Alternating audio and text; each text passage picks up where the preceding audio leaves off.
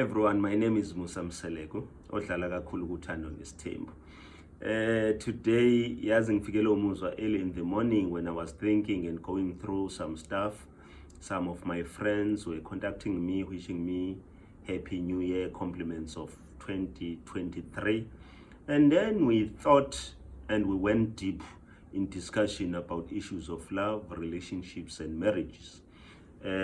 Up until we spoke about up until death do us part, and I felt good. Wow, that on its own is a big thing, because the challenges, the journey that we are going through is not an easy journey. Love on its own is not enough to sustain a relationship, a marriage, a partnership, if I may put it in that way. I have then come to a number of conclusions. One of them is that we cannot really say umuntu uyamazi until death do us part. Because if lento engiyishoyo lona iqiniso khona lento ekuthiwa ubambo, where umuntu ethi no law it's a bone of my bone, so fasilahlana. Because kuyenzeka along the way nihlukane nomuntu, and what are the reasons of that? Because kusukuthi inkinga zibe way beyond lento ebeniyifungile ukuthi until death do us part.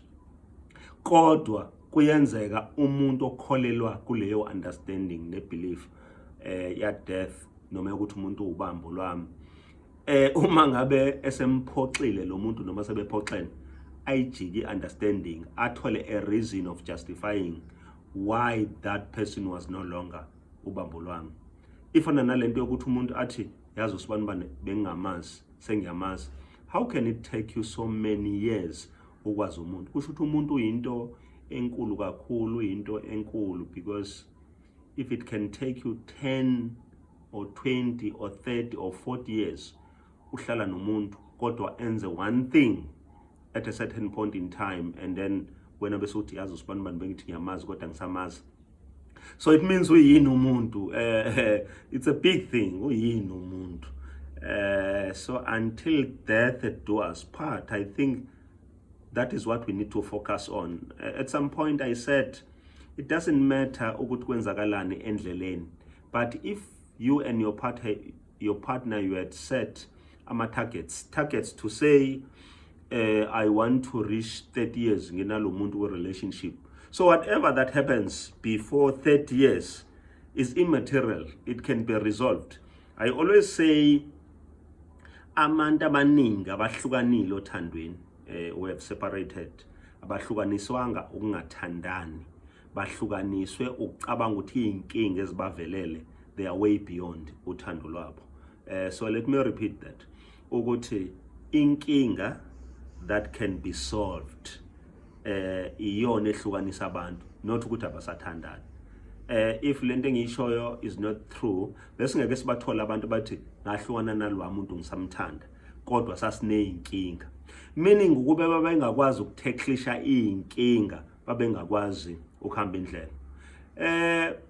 Yazi uthando noma especially marriage setup idinga abantu ba compromise a number of things, because kukhona indoda efuna ukuba nonkosikazi, unkosikazi emgcine ahlale angashintshi, abe ilento le ebeyim-attractile, where unkosikazi wakho mhlambe will stop going out with friends, will stop doing things as menza abe exposed on certain spaces, and we love that as men.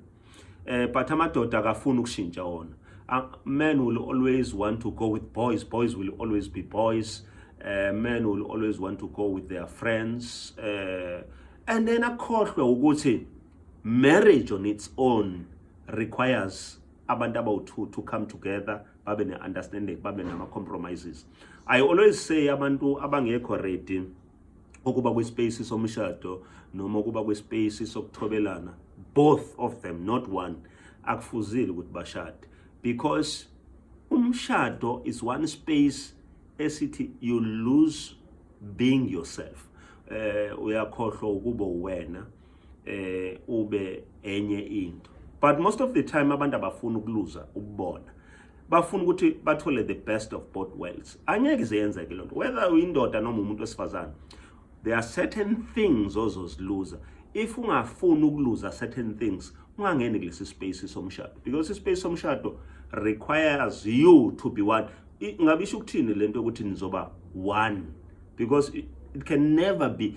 You are not one like ukuthathwe umzimba wakho nowakho uhlanganiswe. No, we are one in thinking, in action, in doing things, in a common goal of what you want to achieve and attain as family. In raising kids, your style of raising kids and doing things should be one. You become united in the way you do things, in the way you protect each other, in the way you love each other, in the way you understand each other. A couple that does not fight together, because fighting and engaging on different issues, it's important in this sense, because uma nifuna ukwakha akusho ukuthi fanele nihlale nivumelana njalo. Disagreeing or having differences does not mean you disrespect each other. But what is important is the way you put a point across. If you put a point across in a manner that is condescending or disregarding the other person, it's where the problem is. But if you say, no, my life, love, I always say, love all the time, but we can always find a way of communicating. Because if we don't communicate, then the marriage is going to die. And angibafuni abantu abangena othandweni bangavumelani. And angibafuni abantu abangena othandweni bangabi nezinto abayilwelayo, because ukulwa is important in the sense that it makes you, or it pushes you from one point to another point, because certain people abakwazi ukuyiphushela bona bafike on a certain level of understanding if bengaphushwa is something.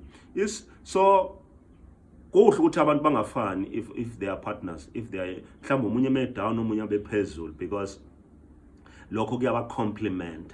Now if abantu befana kungangena abantu kwakho endlini angeno strangers, omunye walk from that door, front door, ayophuma ngo back door, nifana ngabikho othi what is going on here.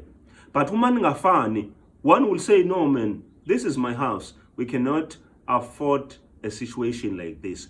But I always encourage people babe ne-empathy. You know, ayikho into ebuhlungu yokuthandana nomuntu ongakuthandi. And I always say, if you chase people that are not willing to chase you back, there is no need to ukuthi nihlale kuleyo relationship, because it's like we are having one person now othanda omunye akamthandi, and akukho right lokho. And ke nginitshele lento, until death do us part. Angibafundi laba abahluleka emendweni yabo kuma girlfriends abo sibe sasikade sibafuna, then they come back and say sebeyasithanda. No, you see, uma ngabe umuntu ekukhombisa the willingness yokuthi uyakuthanda, return that. Love is an energy. It's a very strong energy. It's a big energy. If you decide not to retain uthando kulibonakalisa, we have a situation whereby omunye umuntu yazi omunye umuntu ukathi usibanibani ungithanda kancane, usibanibani akangithandi kakhulu. No, ayikho into enjalo. I always say ayikho into enjalo. Love is an energy. If I give some energy, I'm making some effort of showing you ukuthi ngiyakuthanda, and when ungayikhombisi leyo nto, obviously uzobona ukuthi ngikuthanda kancane kanti wena nawe, so you must also, so ngikhombisa lokhu nawe osokwenza. So ngifuna ukuthi ke umuntu masihamba indlela, if we go along this journey and we reach a point where we feel ukuthi umuntu ongijikele ingoba umuntu banzi ngeke sikwazi ukumconfirm.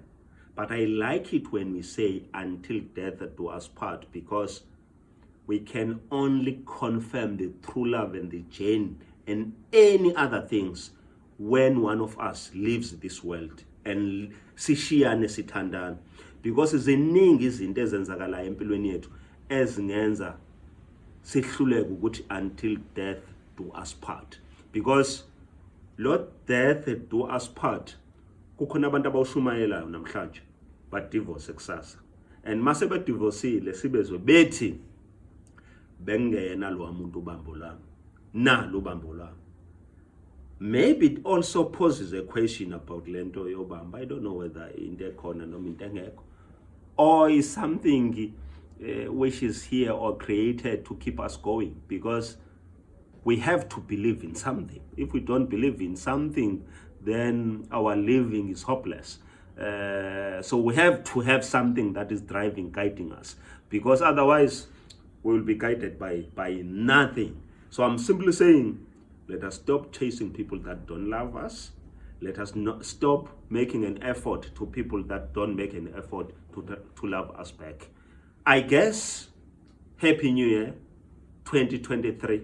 All the best.